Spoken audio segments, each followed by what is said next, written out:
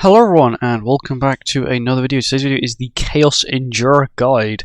So, the team we're running is the team I've been running for all the difficulties. It's the best team currently for it, which is Alpha, LR King, Lance, and then Beta and Back. Beta and Back is the only character you could really replace, and that is by replacing her with Hellbrim with Relic. It doesn't have to be a blue Hellbrim, because once again you can only use blue, dark, or light characters on Chaos difficulty.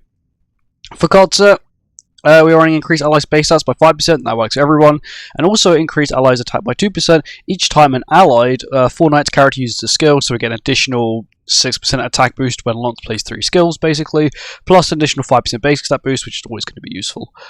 For gear-wise, everyone is HP defense. Every single person is HP defense, solely because Lance can out good damage HP defense, Alpha can out insanely good damage with HP defense. If you are struggling with damage, I highly recommend Mael Link. Mael's Link, what does it do? It increases your damage dealt by 20%. So additional 20% damage dealt. Bear in mind, this boss is not critable, so running like Sariel is not worth it. It doesn't have buffs, so there's no point in running Margaret. So Mael is going to be your best link for damage. For Lance, Roxy is going to be your best link for damage. I also recommend running Attack Food, solely because it just makes it slightly easier, and also you get a little extra CC, so that means your teammate doesn't have to have as much CC to basically go first. Because if you don't go first, you lose. That's how this works. A Beta and Back is pretty good. Passive healing, basic stat boost, kind of nice. King, basic stat boost, cleanse, petrify, all the stuff you do need for all the gimmicks on this boss. And yeah, that's it. Let's get on with it. Here we go. I found a teammate with a little bit less CC than me, but we are able to go first against the Chaos INDURA, which is all that matters. You need about 380,000 CC each, or at least to cover your half of the CC. Of course, if your teammate has a little bit less, you can run CC food if you do have a little bit more CC. As long as you go first, that's all that really matters. But at least do the maths beforehand, because if you both have enough CC to go first, and you're running CC food, there's no point. One person can run CC food. Is this Lance 3-6? I always check if people's Lances are 3-6 because mine isn't, and because my Lance isn't 3-6, I don't get the damage lower, so I always make sure I check other people's Lances, because if you apply, let's just say, their Lance applies the debuff, sorry, my Lance attacks first, they'll apply this debuff, and then even when they attack, it won't apply the damage lower. And that happens at the start of every phase, basically.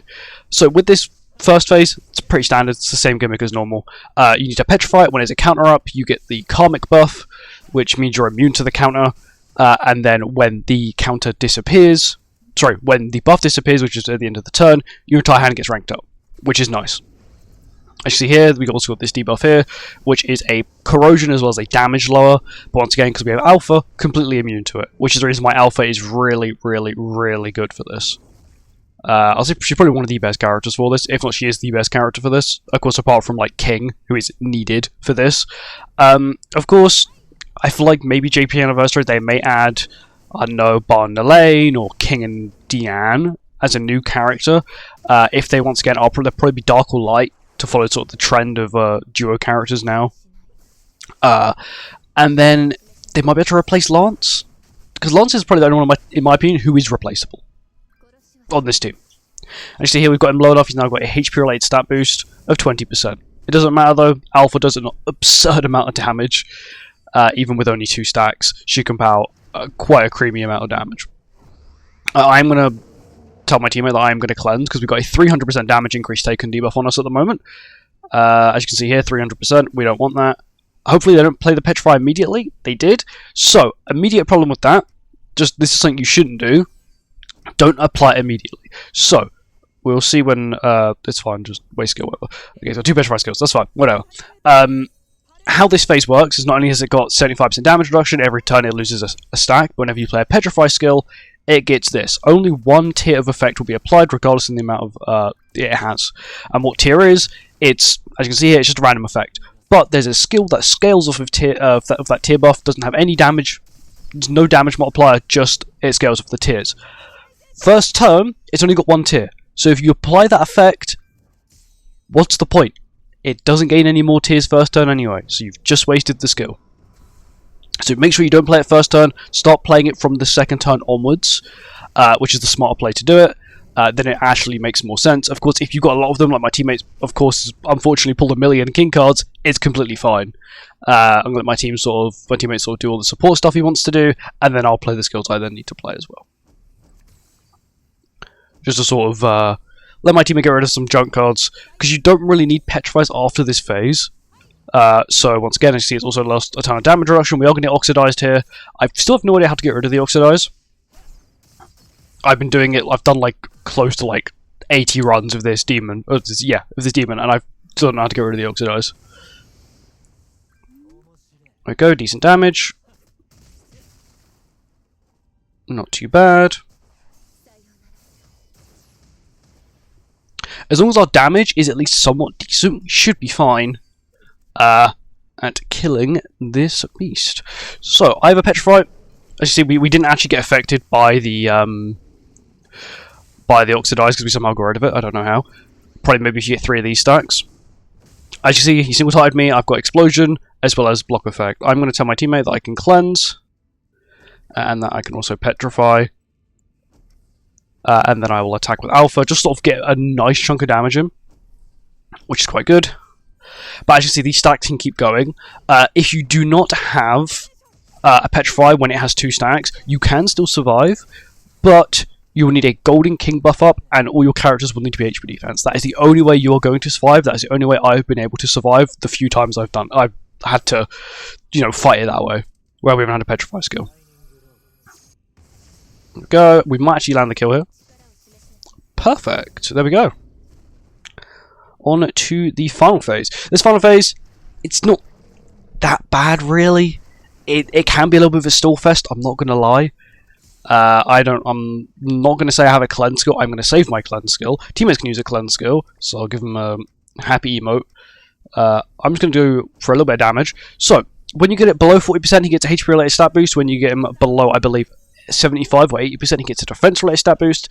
The defense related stat boost is 50%. The HP related stat boost is also 50%. It's sort of like Demon King, where if you don't kill him with that one turn, he will just heal straight back to 40%, and so on and so forth.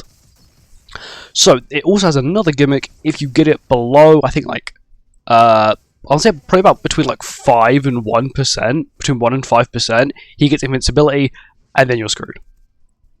We might actually get really lucky here and might be able to kill it next turn. We have 2 very powerful ultimates. Every turn here he does also apply that, which can be removed with an ultimate. If you play an ultimate, it will remove this evade effect. If not, you're going to have to put up with it, unfortunately. Hopefully he kings ult first. If he king ults first, we should be fine. If you play a petrify skill, you also give yourself additional ult gauge as well, and it has to be the petrify effect.